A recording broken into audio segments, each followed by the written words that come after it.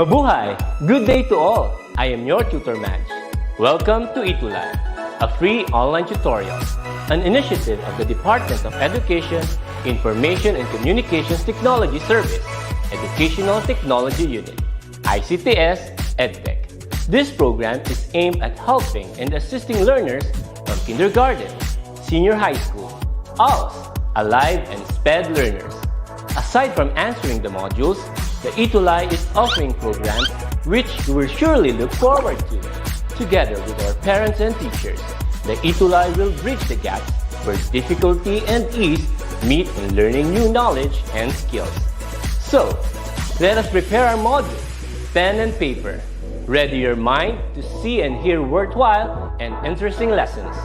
Let us now study and learn, together with our volunteer online tutors.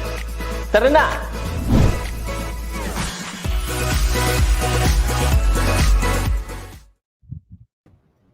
Hello, good afternoon to our parents, teachers, and learners all over the nation. Today, right at this moment, you're going to learn correct grammar and pronunciation.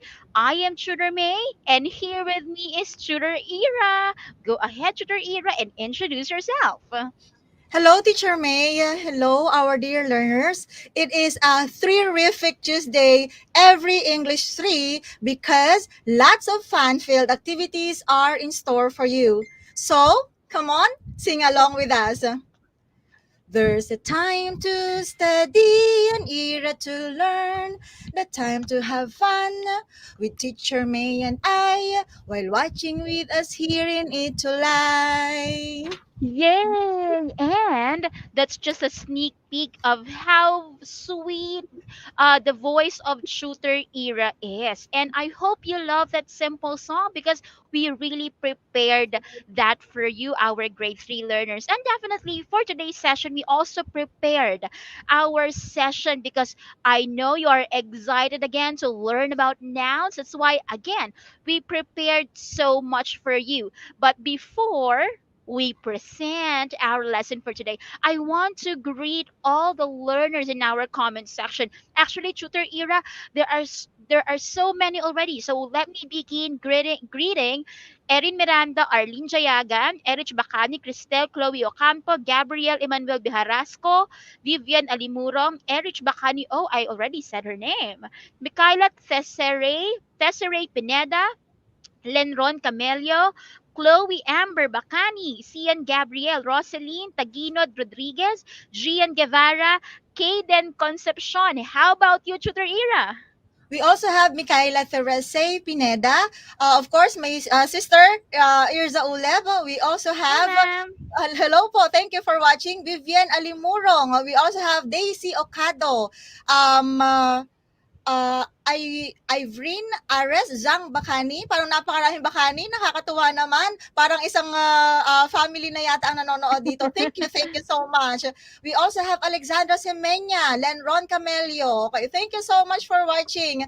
And mag-enjoy po tayo ngayong hapon na to.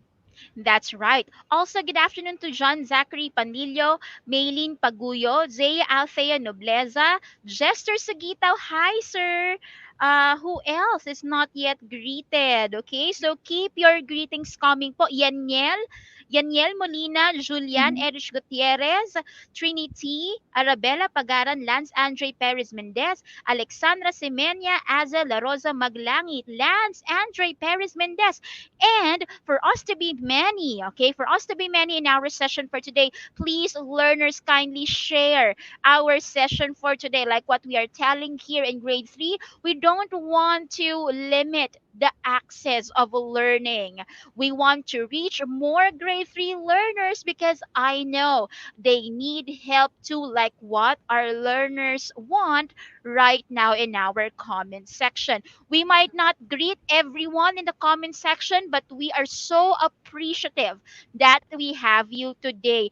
Teacher Ira, it's rainy today. How's your day so far? Here in Laguna, we also have the same weather. Aside from that, Mm-hmm. it's also windy, very windy. There are some signages Whoa. that you can find along the streets because of the wind. Maybe because of the storm that we have, right? Yes. And thank you for those who shared our session for today. How about you, our dear audience, teachers, parents, and learners? Can you kindly share your condition? What is the weather in your place? And how are you? Are you safe? Because we want to guarantee your safety. We want to know that you're safe while Yes. learning with us. Okay, Tutor Ira, I believe we can start right now. Okay, so let's play this short video about English Elementary.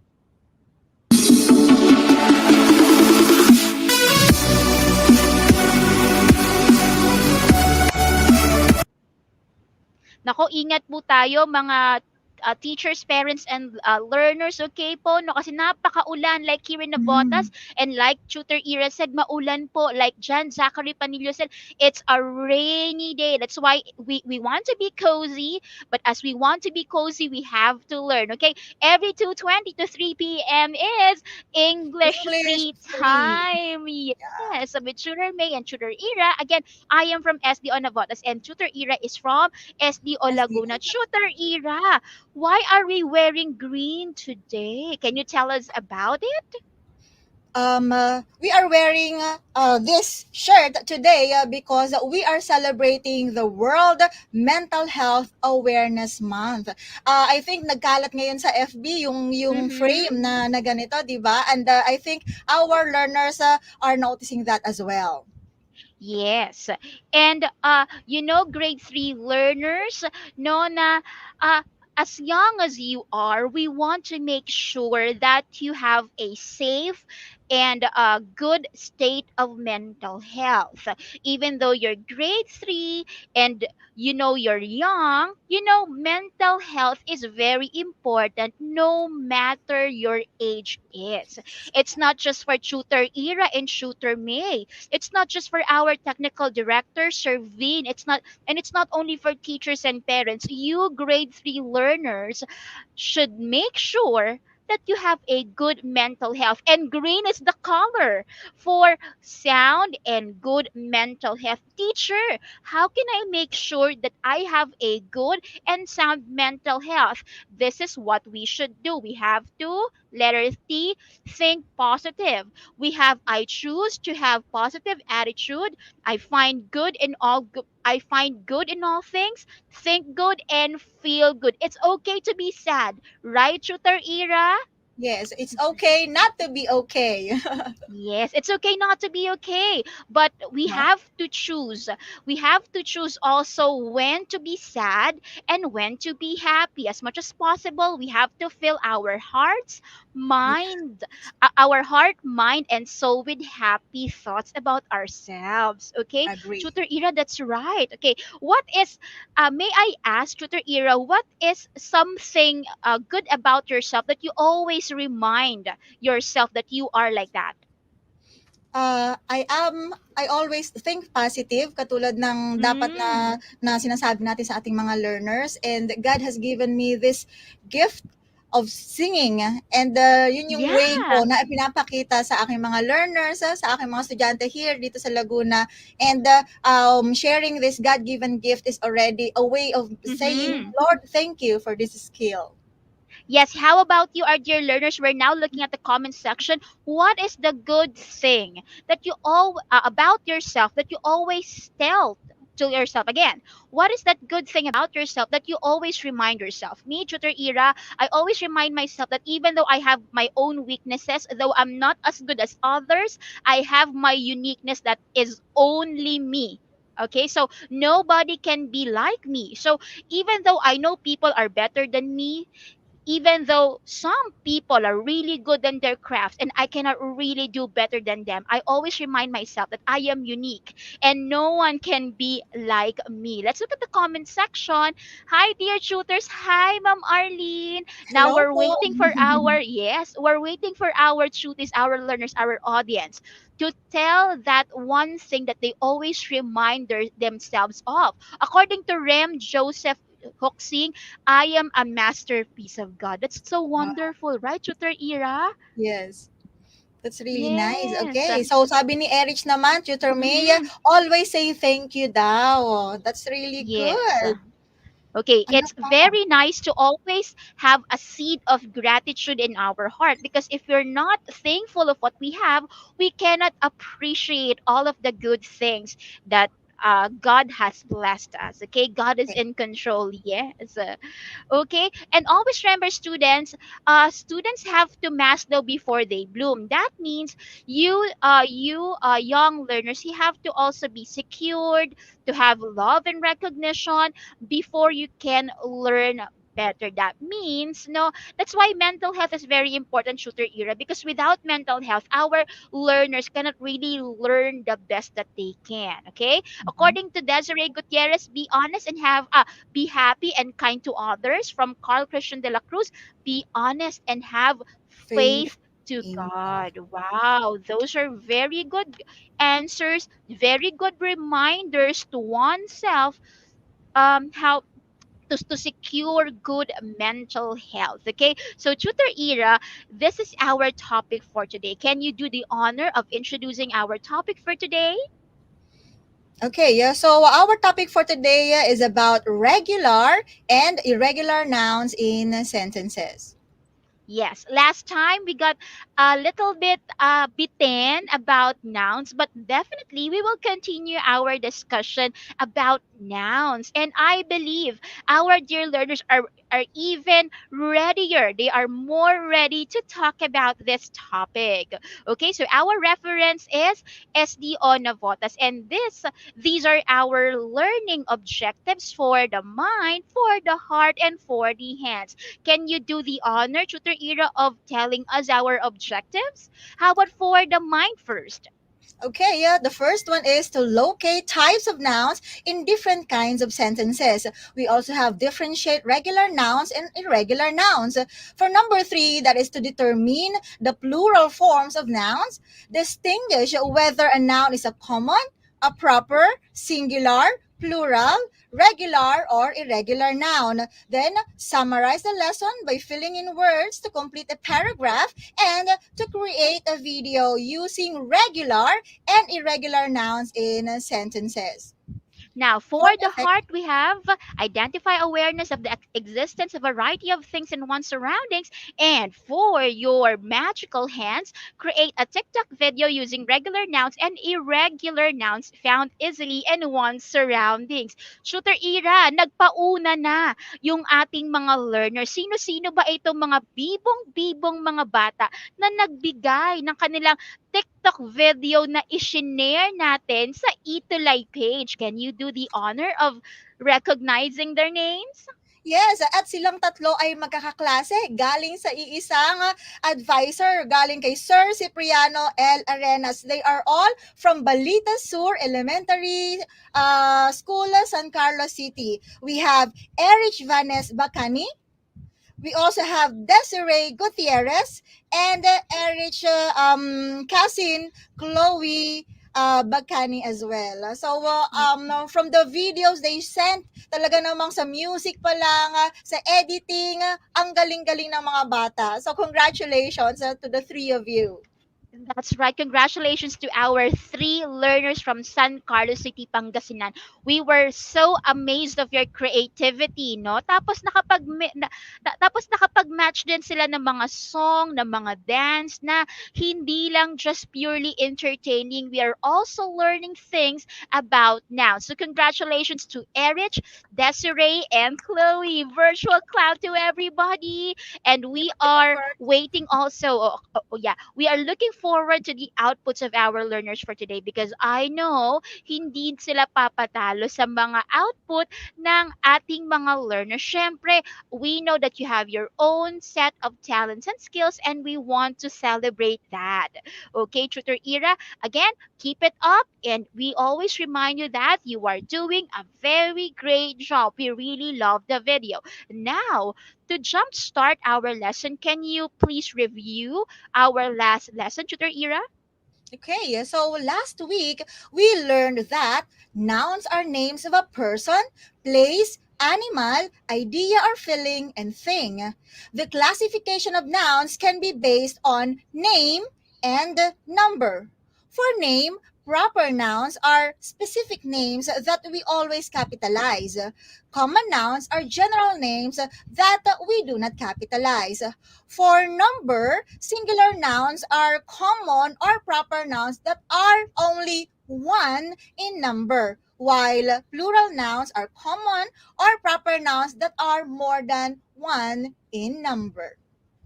That's right, Shooter Era. And before we start, let me have this riddle, okay? So let us see who is the learner, who's the learner that will be going to that will be telling us the correct answer, okay? I am the words that you speak. I am a year, a month, and a week. I can be written in big or small letter, written on a page so you can read it better.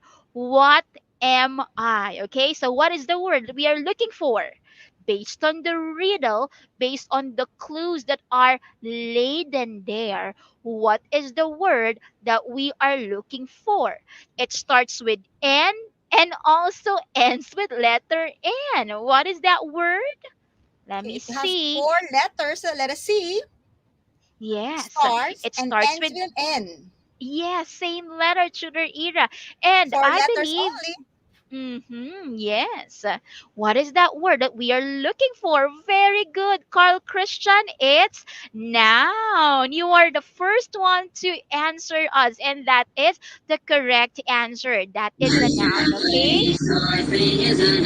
Oops, before we have that video, I want us to have a steps, okay? A noun song, okay? So there's a step for that, okay? So can I show you that video? Here's the video. Person, place, or thing is a noun. My name is a noun. Fame is a noun. Everything I can be is a noun. Everything I see is a noun.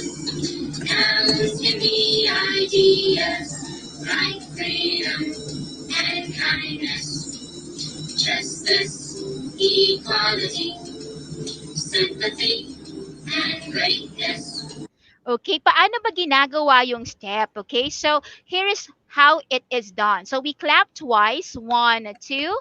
Then we bring our hands together, slide left hand down, put right hand on top of the left hand, put them upright together, slide right hand up, put it down, then put hands as if in prayer. Then put right hand on top of the left hand. Do it one more time with the other hand.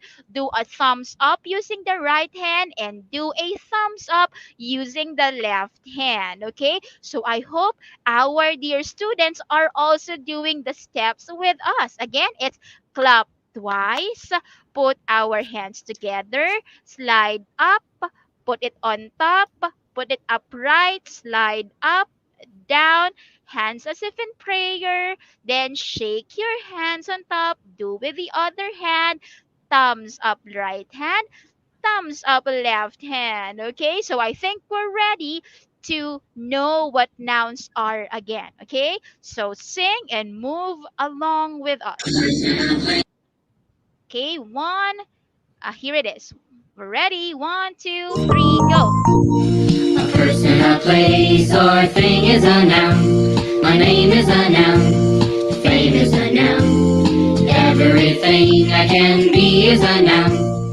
Everything I see is a noun. Nouns can be ideas like freedom and kindness, justice, equality, sympathy, and And greatness. greatness.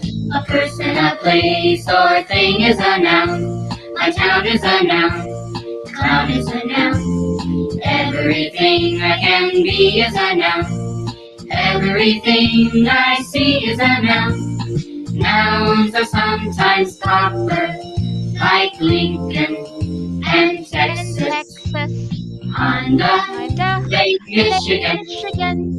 Jennifer, Jennifer. and Rome. And Rome. A person, A a person, a place, or place, a or thing is a thing is noun. a noun. Rain is a noun. Plain is a noun. Everything I can be is a noun. Everything I see is a noun. Nouns are sometimes common, like Like city city or or country, country, county, community, community, continent, continent, or or tree. three. A person, a place, or thing is a noun. Mom is a noun. Tom is a noun. Everything I can be is a noun. Everything I see is a noun. Okay, so I hope you have moved and sing along with us in remembering what nouns are. Okay, so pwede nyong videohan yan, no? Tapos isend sa amin sa ETUlay. We will be very happy while you are doing the noun song. So it's not our song, so we are giving credits to those who rightfully own the song. Okay, so let's have a review, everybody. Okay, so using your knowledge about types of sentences, declarative, imperative, interrogative, and exclamatory, we will be looking for different kinds of nouns. Can you do the honor of reading our first question, Tutor Ira? Which of the sentences is a declarative sentence that has a proper noun? Yes.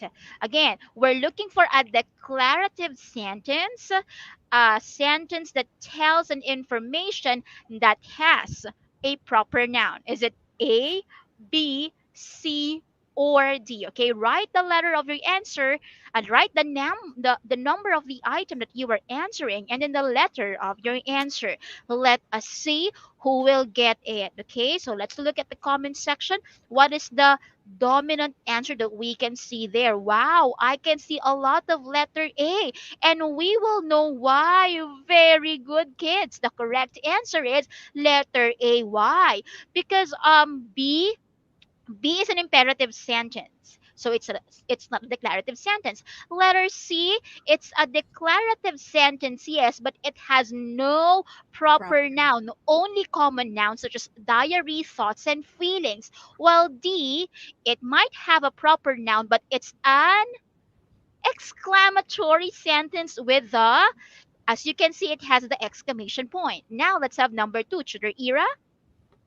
Okay, for number two, which of the sentences is an interrogative sentence that has a common noun?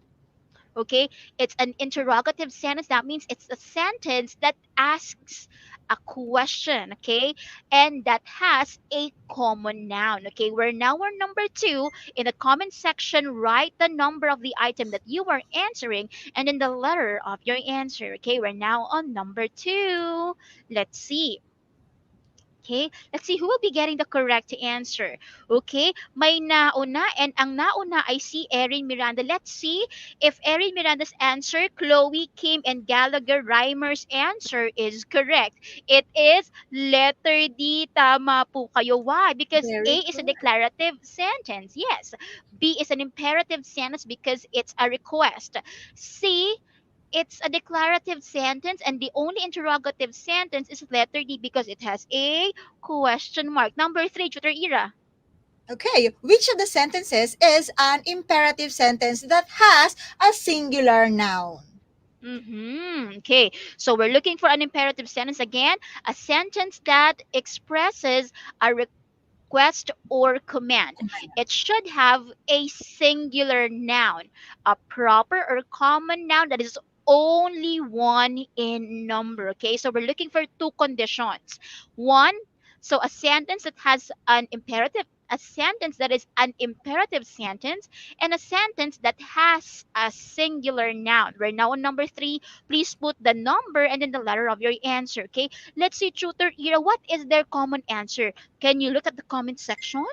Okay, I Parang think paiba-iba, no? everybody, no, actually here, isa lang ang nakikita ko sa comments. And Oh, they talaga have po? answered, yes, they have answered, it's letter A. Oh, let's see if it's letter A. Kasi may nakikita ko tutor Ira iba-iba. May letter C, may letter A. So let's explain para hindi sila nako-confuse, Sure. okay? It's a letter A. Why? Okay. Bakit teacher hindi letter C? Yes, letter C is an imperative sentence. That's correct. But it has the plural noun exercises. Exercise. Yes. Remember, yes, we're looking for a singular noun. Okay, letter C, yes, is an imperative sentence, but it has a plural noun. So it's nothing. It's not the answer.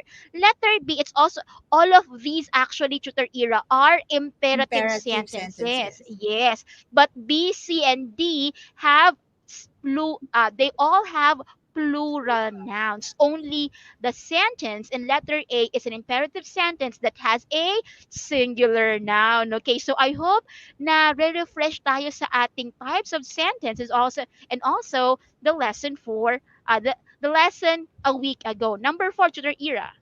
Which of the sentences is an exclamatory sentence that has a plural noun? Is it A, Okay. B, C, Mhm. or D? Okay, so we're looking for two conditions again.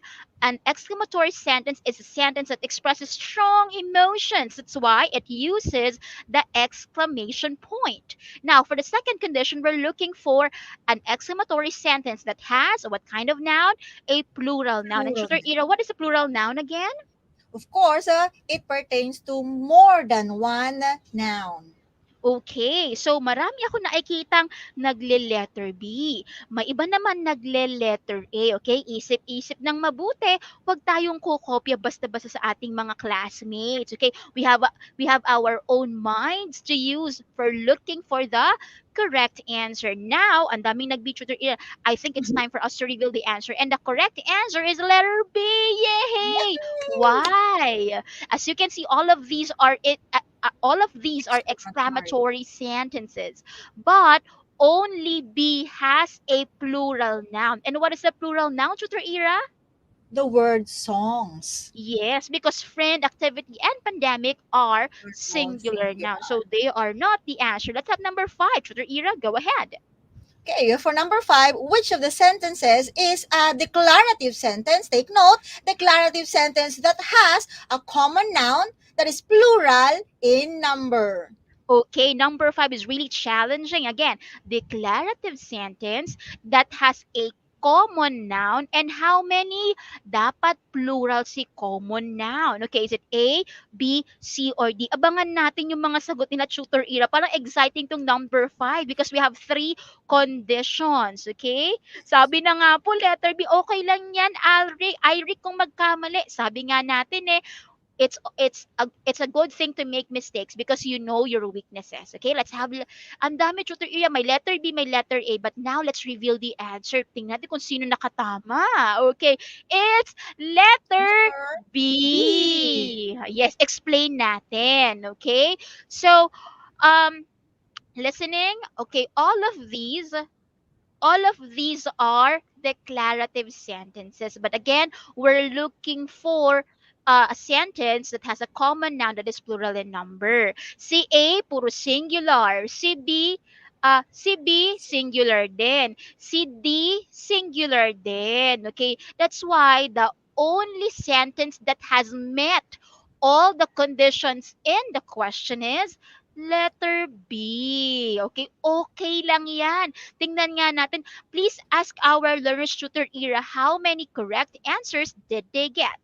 Okay. So how many correct answers did you get? Sabi ng isa nating learner, yay, correct ako. Kaya alam, ang bilis Yay! umakit agad. Thank you. Okay. So may naka 3, kaya may naka 5 si Arabella Pagara na 5/5 daw siya. Congratulations. Okay, si Vivian Alimurong ganun din. Si Chloe naman ay 3. Okay, si John Zachary, 4/5 po ako. Okay, and marami Okay. pang iba na Mhm. naglagay ng kalalang mga scores. So Okay, sabi nga ni Tutor likely. May, Mhm. okay, huwag kayong malulungkot kung kayo ay nakakuha ng 3 and below. Okay lang yan. Ang mahalaga ay may natutunan kayo at may na-realize right after nitong ating session. Yes, it's just an assessment to test where you at now. If you can't yet get a perfect score, that means you have to look or you have to go back to your module. There's always time for growth and progress. Huwag mag-alala. Okay, I think we're now ready to proceed to the next half of our session. Kids, remember that most nouns have S or ES at the end when plural, like share, that's one, many, shares. So we add letter S. For mango, singular. If it's plural, we put the letters E and S. So from mango, it is now mangoes if it's plural. And what kind of nouns are they, Tutor Ira? For S and Re- ES, they are? Regular nouns. Yes, we call them regular nouns because it's easy. We just add S or ES at the end when they are plural. But, listen kids, si Angeli naka 1,000 over 1987 daw. Ay, 10,000 ba yan? Oh my gosh, we don't have that number, Angeli. You're making us laugh. Okay, you might be a comedian, okay? So they are called regular nouns. Pero some nouns have changes in spelling. They don't follow the S or ES rule. They have changes in spelling when they are plural. Yung iba nga dyan, shooter era, hindi di ba nagbabago ng Yes, spelling? they If the remain the other same. one is called, yes. If the other one is called regular nouns, ano namang nouns ang tawag po dito, shooter era? We call them irregular nouns. Okay, so one is regular nouns, pag S and ES ang dinadagdag pag plural. Pag hindi naman tayo nagdadagdag ng S or ES, ang tawag natin doon, irregular nouns. Okay, remember grade 3 learners because that is a basic rule in nouns. Okay, kahit mag-college kayo, that will not change. Di ba, Tutor Ira, eto rin yung Yes, inaral natin ng mga elementary students pa tayo. exactly, Tutor May. Yes, that's why it's important for you to remember this rule, okay? So let's have a discussion about irregular nouns, okay? We have penny, it ends with Y, plural form pennies. So the letter Y in here, the letter Y here for penny, we change it to I plus ES, okay? That's the example there. For wife, we change the F to V, so it becomes wipes. For foot and feet, we change the letter, the double O to double E. Foot, feet. For child, ox, woman, and person, we totally change the spelling. So child becomes children, ox is oxen, woman is women, person is people. Okay, remember everybody. Now, for sheep and deer, may nabago ba sa kanila, Tutor Ira? Nothing, no changes at all. Yes, pero sila ay kino-consider na plural depending on how they will be changed or they will be used in a Use. sentence. Yes, example, many sheep are in the field. There are a lot of deer grazing in the grass, okay? But we don't really put S or ES at the end of sheep and deer. That's the rule. Teacher, but meron bang explanation? Bakit po ganun? There's no explanation because language is arbitrary. Anong meaning ng teacher? Minsan wala talagang rules. That's why we have to be familiar with them. And we teachers are presenting you this table so you can be familiar with them because we cannot really say the rules because there are no rules talaga, right, Tutor Ira? Yes, that's correct. That's why language is very, very interesting to learn because there are really no rules to play with. Okay. So, but remember, even though Teacher Ira and Teacher May is presenting these to you, the rules are not constant. That's why we always hear the phrase exemption to the rule. Meron pa rin hindi sumusunod sa rule. Etong si English matigas ulo, hindi sumusunod sa rule. But that is the distinct quality of language, merong mga exemptions to the rule. Example, etong Y to I, F to V, double O to double E. Hindi lahat ng words na may ganyang characteristic or spelling sumusunod sa rule. Example, yung key and monkey, di ba nagtatapos sila sa letter Y, but we don't change the Y to I. Dinadagdagan lang natin yung key and monkey, pag plural sila, letter S. Keys and monkeys. Paano naman tutor Ira yung wife and wives? So we changed that F to V and then add ES. Hindi naman ang exception to the rule naman doon ay yung chief. We only add S. Same goes with Mhm. belief. Okay, we also add S only. How about the next Yes. one, Tutor May? O, di ba sabi natin kanina, double O to double E, like foot, feet, goose, and geese. Pero hindi na naman lahat. Example, spoon. We cannot say spoon. For roof, we cannot say reef. It should be spoon and spoons, roof and roofs. So like what we say, there's no rule. No, kahit meron tayong makitang pattern, it's not always constant. When asked, teacher, bakit walang rule? Parang mas, di ba, may rules ang math. Bakit si English wala? That's why, that is the reason language is always interesting because it's always changing. For mango and tomato, we say that we will put ES at the end. But not all nouns that end with O should have ES. Sometimes just S is enough. Like piano, we don't say pianos like ES, it's just pianos. Like for radio, it's radios. No ES. And kangaroo, kangaroos. Okay, it's not ES, it's just S. Okay, again ha, wala pong rules. That's why we have to be aware of how they are spelled. Okay, so tandaan natin mabuti ha because we will now have our assessment. Pakibasa nga instructions, tutor Ira.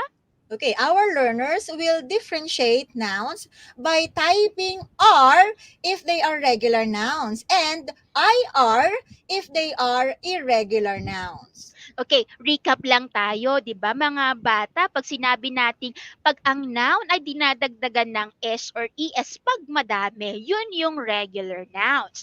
Pag nagbabago tayo ng spelling or minsan hindi talaga tayo nagbabago katulad ng sheep and deer, yun ay irregular Irregular nouns. noun. Okay, so ready na ata tayo for number 1. Okay, please put item, the number of the item you're answering, and then your letter. The letter of your answer, either R or IR. Number 1, mosquito, mosquitoes. Okay, tingnan nga natin, tutor Ira, kung magiging tama ang mga sagot nila. Okay, unang-unang sumagot si Faye Farah Maranyon at ang sagot niya ay R. Okay, that is correct. Bakit ba siya R, tutor Ira? Of course, because the word in plural form, we only added ES. Yeah, that's right. How about number 2? Moose, singular. It's again moose. Nothing happened. Okay, even though it's many, it's just moose, like sheep and deer. We don't change the spelling. What kind of noun is it? Is it R for regular or IR for irregular noun? Tingnan nga natin. Ano sagot nila, Tutor Ira? Okay, like John Zachary, IR ang kanyang sagot. Same goes with Eric. Ang bilis tumaas ng nasa comment section ko. Kim, Alexandra, and they are all correct. Tutor May. Yes. If your answer is IR, then you are correct. Kasi no change in spelling happened. So Yeah. walang S or IS, therefore it's irregular noun. Paano naman yung number 3? We have table, tables.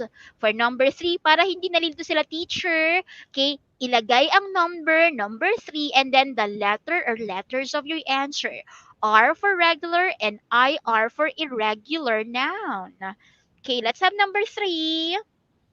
Okay, ano ba sagot nila for number 3? Tutor Ira, parang may nakita na akong sagot. Parang sagot ni Yes. Gallagher, okay? If your answer Okay. is like Garagara, Faye Farah, Zaya Althea, Remedios Bacani, the answer is R, and you are correct. Very good. How about for mouse and mice? Oh, teacher, may nakita akong pagbabago ng spelling. From OU, it became just a single letter, I. So from mouse, it singular noun. Pag marami na yung bubwit sa bahay, we call it mice. Nako, si teacher takot na takot dyan sa bubwet, okay? I'm afraid of mice. Nako, di mo talagang mapahawak ng mice, tutor era. Ikaw, tutor era, what's your fear? Ano yung hindi mo talaga Snake. kayang hawakan na animal? Na Snake. insect? Snake. Okay, ako din, Mhm. may takot din ako dyan. Okay, let's have number 4. Let's see. Tutor era, parang ano ang dominant answer ng ating mga learners?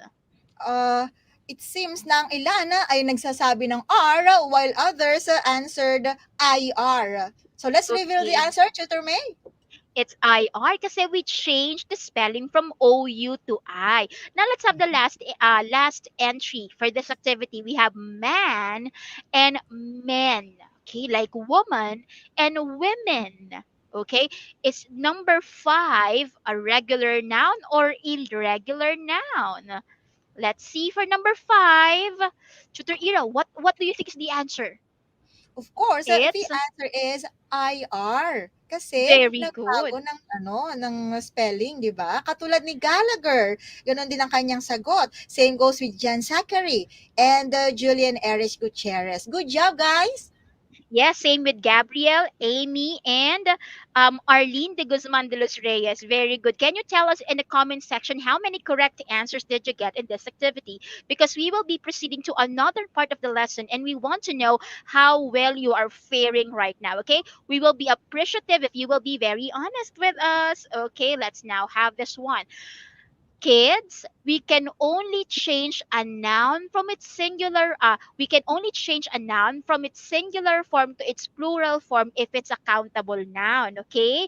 Yung mga yung mga mango, yung mga table and chair, kasi kaya natin siyang bilangin ng paisa-isa.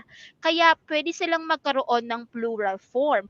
Those nouns that we can count are called countable nouns. Okay, marami to naka 5 tutor era. Yeah. Now, some like dogs, may S. Kasi nabibilang siya. One dog, two dogs, bottles, same with bottles, one bottle, two bottles, cats, that's a countable noun too, and watermelon. But there are there are nouns that we cannot really count. Say, for example, we cannot say milks, we cannot say honeys, we cannot say teas or loves because they cannot be counted by the number. Why? Because they are ideas, concepts, or they come in mass or volume. Yung mga sobrang liliit o kaya nasa liquid form, they cannot be counted by number. So we call them as And non-count nouns. Yes, tutor era, we are, instead of putting S or ES, we are using quantifiers. Can you please read the quantifiers for these non-count nouns? okay, yeah. So we have a cart of milk. We also have, okay, nawawala ang aking power. Okay, a Okay lang jar po? of honey, a cup of tea, and a dose of love. Gusto ko yon, a Yes, dose of love. dose of love. And that is all we need to also make sure that our mental health is okay. So we don't put S to milks, honeys, teas, loves. No, we don't put S or ES to them, or we don't change the spelling. We put quantifiers to tell how much, not how many, to tell how much. Ilan ng milk? A cart of. Because we cannot say one milk, two milk, no, kasi naka-liquid form siya. Same with honey, tea, and love. Okay? Again, quantifiers. Okay? So, merong sa comment section na naglalagay ng 1 million o 1 billion score. Maybe you can put your correct score because we are teaching and we are looking at the comment section how Mhm. well you are learning in our session. And so yung mga joke natin, let's save it later, okay? So we are serious in like really tracking your progress, okay? So let us see if you can find out the plural forms of these noun. Okay, Erich Bakani, yes, a glass of water because water is a noun count noun. So we use the quantifier a glass of. Okay, tell us the plural form of orange. Okay, what's the plural form of orange? Oranges. Very good, Daisy. How about child? Okay, so we will be doubling our time because it's already 3 o'clock. How about child? What's the plural form of child? Let's see. Ano ba yon, Tutor Ira? Can you tell me the plural form of child? It's Of course, it's children. very good. If you get the same answer, that is correct. Okay? So yung iba parang nagbibigay ng 10 million. Parang wala man tayong hinigay na ganung kalaking number na Tutor Ira. How about number 3, knife? What's the plural form of knife? So we have the word knives. Okay? So the answer is Knives, like Daisy Ocado, your answer is correct. Like Gallagher as nice. well. Mhm. Yes. How about staff, Tutor Ira? What's the For number plural 4, form of staff? okay, we only add S for the word and we have the word stuffs. Yes, that's why knife is an irregular noun while staff is a regular noun. Okay? How about Yes. potato? What's the plural form of potato? Ang galing ng iba. Okay, how about Yes. potato? I think we can stop with potato because I believe this is a 10 item quiz. But Mhm. because we're running out of time, we'll stop at potato. What's the plural form of Okay, Akisha is potato? correct. She added ES. That is the plural form. We have potato, potatoes. Okay, we just add put es ES. at the end. Okay, so these are some of the nouns that we have here: foot, feet, deer, deer, woman, women, spoon, spoons, piano, pianos. Okay, so last activity. Eto medyo mahirap-hirap to, Tutor Ira. Let's see if our learners can still be answering this. Okay, you will tell me if the underlined noun is a common, proper, singular, plural, regular, or irregular. Example: my teacher likes colorful pens. What type of noun is pens? For this one, we know it's a common noun, a plural noun, and a regular noun. So tatlo ang isasagot nyo po sa amin, mga bata. Okay, let's see if you can still do it again. Pens is a common noun, it's a plural noun, it's a regular noun. Okay, so tatlo ang isasagot nyo. Okay, let's see for number 1. The students prepared a song for their teacher. What type of noun is students? Okay? Tatlo ang isasagot. Let's see if you can do it. Teacher Ira, parang may nakita na akong sumagot, and the answer is Common, regular, and plural. And Akisha Margot F. Liaga is correct. yes, same with Erin. It's a common noun, it's a plural noun, and what type of plural noun? It's a regular noun. So ganun po natin siya sasagutan. How about number 2? We're now on number 2. The children gathered around the teacher and sang a song for her. What type of noun?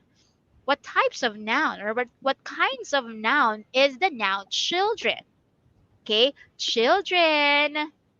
It's fast. Okay lang yun, Gian. You can habol. You can make habol in number 2. That's conyo. That sounds conyo, but you can make habol. You can still make up for number 2.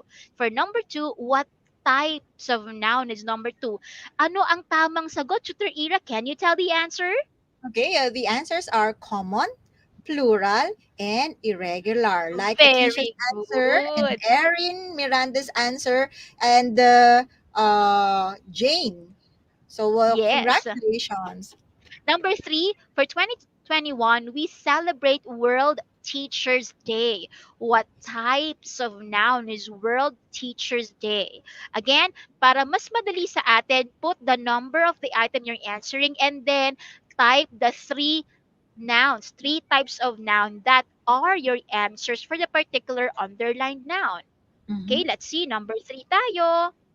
What type of noun is World Teachers Day?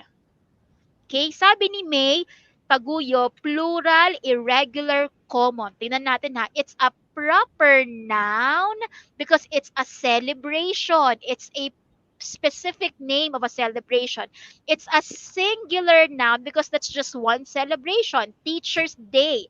Ilang day? Isa lang. And it's a regular noun. So proper, singular, and Regular. So, muntik nang tumama si Erin. Okay lang yon. How about number four? Can you read the statement or sentence for number four, Tutor Ira? One of our gifts to teacher is a deer sculpture made of wood. So, what kind of noun is deer? Is it common or proper? Singular or plural? Regular ba siya or irregular? Put your answer on our comment section. Yes, and I believe this activity is really challenging. That's why we are really stepping up the game. We are putting you in a challenge, our dear learners, how you really learn about nouns. So it's Yes. a singular, proper, regular. Oh, we're now on number four. I think that's the answer for number three. How about Mm-hmm. for number four? Tingnan natin kung tama ang sagot ni Gallagher. Sabi niya, common, singular, irregular. And that is correct. Galing ni Mm-hmm. Gallagher. Ganun din ba? Si Chloe may na-miss siya. Same with Arjun. Okay lang yon. It's a common noun. It's a singular noun. Say, a deer sculpture. So isa lang siya. And it's an irregular noun. How about the last one? We also gave her a pair of shoes for her dainty feet. What kind? Among the choices there, saang papasok si feet? Feet. Is it a common, proper, singular, plural, regular, or irregular? Number five na tayo. Okay? Ayan. Talagang we are testing how much you learned in our lesson. Okay? Number five. What kind of noun is feet? Daming sumasagot. Thank you to our dear learners ha. Alam nyo, we are so happy na sumasagot pa rin talaga kayo because we're really testing how much you learned this lesson. Okay, number five, it's common daw, plural and irregular. Let's see, very good si Erin. It's common, yes. It's plural noun and it's an irregular noun. Okay, so can you help us, learners, to finish this to for us to summarize our learning for today? A blank is a name of a person, place, animal, idea, or feeling and thing. What is the letter or what is the answer that we are looking for? Teacher Ira, can you help me finish this? What is the first word that we are looking for? It is A noun. very good. How about the next one? It's a specific name. A specific name is called a what kind of noun, Tutor Ira? A proper noun. A proper noun. Okay, now I think our learners are ready for the third statement. Mhm. A general name is called what kind of noun? If proper nouns are specific names, how about general names? They are called, what are they, Judith Tutor and Ira? okay, they are called common noun katulad ng sagot ni Judith. Very good. Noun, if a noun is only one, what kind of noun is that in terms of number, Tutor Ira? It's called. Singular, Tutor Yes, May. and if it's many, one or more in number, what type of noun is that? Of course, it is plural noun. Okay, thank you so much, students, for completing this paragraph with us. And in general, we learned that. Take it away, Tutor Ira. A noun is a name of a person, place, oh, A okay. noun is A a noun is a proper noun. proper noun. It is a specific noun. Name, it is a common noun if it is a general name. A noun is singular if it is only one. It is plural if it is more than one. Proper nouns start with a big letter while common nouns do not.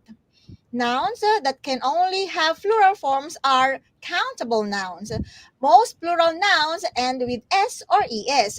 They are called regular nouns. Others change their spelling or not at all. They are called irregular nouns. Though there might be a rule or pattern in pluralizing nouns, many show exemptions to the rule. Okay, and nouns are very interesting to learn. That's why we have a lot of learning there. Okay, so as an additional exercise, you can screenshot this, everybody. Create a TikTok video to identify regular and irregular nouns around you. If yung video nila Erich, Desiree, and Chloe is nouns. Ito naman, regular and irregular nouns around you.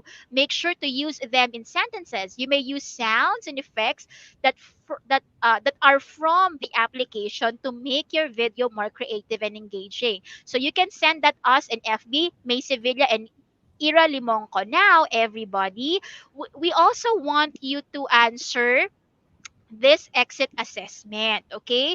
So, why teacher? You can scan the code, you can screenshot, and magsagot po na tayo lang. Wag manghingi ng tulong kay nanay at tatay sa pagsagot. Bakit po? Kasi para malaman namin kung gaano po talaga kayo natuto nang wala si nanay at tatay, wala si tutor May, wala si tutor Ira. So, magpatulong lang po pag magbubukas kayo ng cellphone. Pero sa pagsagot, kayo po ang magsagot ha. Bakit? Para malaman natin, naka-5 ako, magaling na pala ako. So, kayo lang po ang magsagot. Magpatulong lang pag magbubukas ng link or ng cellphone. Pero sa pagsasagot, kayo lang po, okay? So, we will also put the link in the comment section so you can access this easier, okay? And for feedback and suggestion, you can scan the code too. And here is the English Elementary family. For concerns, you can email this email address, and that's it. We will say bye-bye to you, and we will welcome English 4 with Tutor Ace and Tutor Ann. This has been Tutor May, and Tutor Ira. bye, everybody. See you next See you next time. week. Thank you so much.